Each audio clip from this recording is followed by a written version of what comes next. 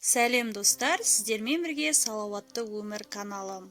Ваннадағы суға түсу мың түрлі дертке дауа болады. Оған әрбіріміздің ас үйімізден табылатын бал, тұз, сүт, горчица немесе емдік шөптер қоссаңыз, емдік қасиеті еселенеді. Бірақ бұл заттар барлық ауруға бірдей шипа бола бермейді. Әрқайсы әртүрлі сырқатқа ем болады. Ендеше бір-бірлеп тарқатып айтатын боламын. Арнамнан алыстамай, соңына дейін қарауларыңызды өтінемін. Сода қосылған ванна қабылдайтын болсаңыз, 200 грамм ас содасын ваннадағы жылы суға салып араластырасыз. Бұл ванна терінің құрғауын болдырмайды және қабыршақтанудың алдын алады. Жүйке жүйесін тынықтырады. Ас тұзы қосылған ванна қабылдасаңыз, ваннаның жартысына дейін жылы сумен толтырыңыз. Суға 500 грамм ас тұзын араластырып түсесіз. Тұзды су тері ауруларынан қорғайды, әрі ағзадағы шлакты тері арқылы шығарады, жалпы ағзаны қуаттандырады, зат алмасуды реттейді, тері тесіктерін тазалап, саулығын жақсартады және ревматизм ауруларына ем болады. Теңіз тұзы қосылған ванна қабылдасаңыз, ваннадағы суға 350 грамм табиғи теңіз тұзын араластырасыз. Тұзды кез келген дәріханадан табуға болады. Ваннада 15 минут жатып ем алыңыз. Бұл ем шаршауды басады, жүйкені тынықтырады, ревматизм мен артрит ауруының алдын алады, беттегі бөртпені кетіреді, оған қоса тері тегіс әрі жылтырап шығады. Қылқан бұтақшасы қосылған ваннаны қабылдасаңыз, 500 грамм майда қылқан бұтақтарын 3 литр қайнаған суға салып, бетін жауып қойыңыз. Шамамен 30 минуттан соң дайын болған емдік тұнбаны сүзіп алып, ваннадағы жылы суға араластырасыз. Бұл су бойыңыздағы ауыртпалықты кетіреді, шаршауды басады, әрі аллергияны емдейді. Сүт қосылған ваннаны қабылдасаңыз, ваннаны жартылай жылы суға толтырасыз. Оған 1 стакан құрғақ сүт араластырып, 15-20 минут жатасыз.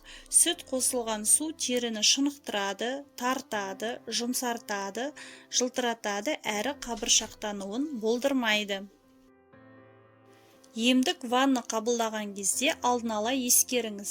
Бойыңызды билеген дертке қарай ваннаның біруін таңдайсыз. Алайда ваннаға түсудің өзіндік ережелері мен талаптары барын ұмытпаңыз.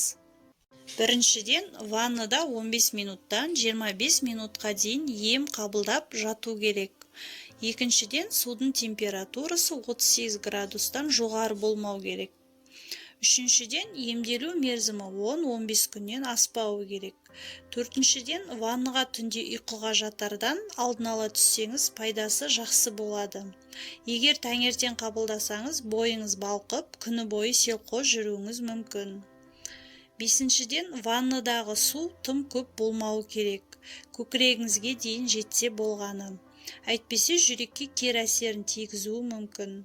Алтыншыдан, ваннадан шыққан соң жақсылап сүртініп, 15-20 минуттай жылы оранып жатыңыз. Сосын бір шыны шөп шай немесе көк шай ішіңіз.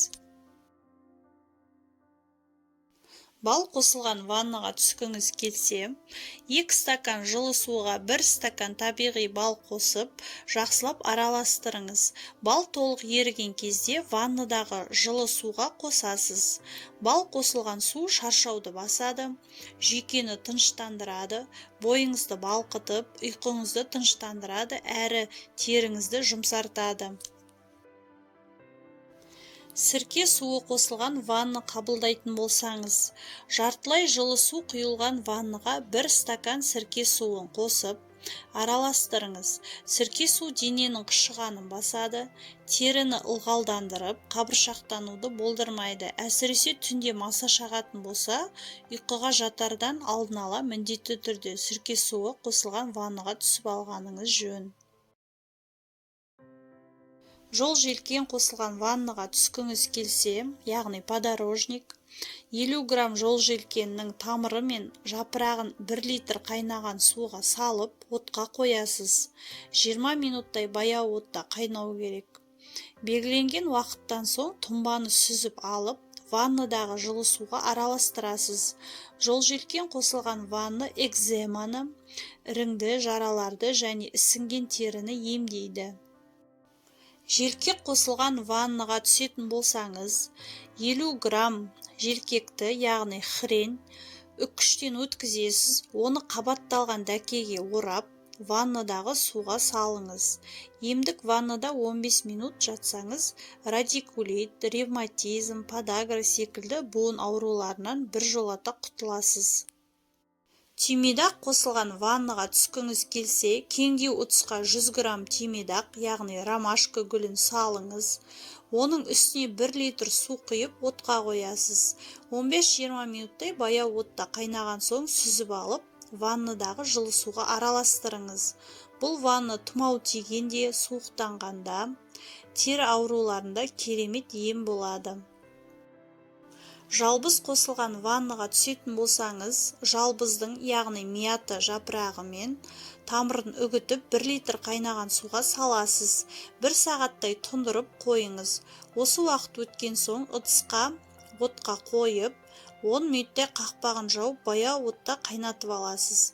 Жалбыз қосылған ванна жүйке жүйесін тыныштандырып, әрі ерлердің қуатын арттырады. Қыша қосылған ваннаға түсетін болсаңыз, яғни горчица қосылған ванна. 2-3 уыс горчица үгіндісін 1 стакан қайнаған суға салып, жақсылап араластырып алыңыз. Іртігі толық еріген кезде ваннадағы суға араластырып 10 минут жатасыз. Ваннадан соң душқа түсуді ұмытпаңыз. Қыша қосылған ванна қол мен аяқтың буынына пайдалы әрі әртүрлі дерттен қорғайды. Міне, бұл ваннаның қандай дертке ем екенін оқып білдіңіз. Ендеше сан түрлі сырқатқа шипа болатын емдік ваннаны қабылдауға ерінбеңіз. Видеода дәрігерлер мақұлдаған кеңестерді ғана жинадық.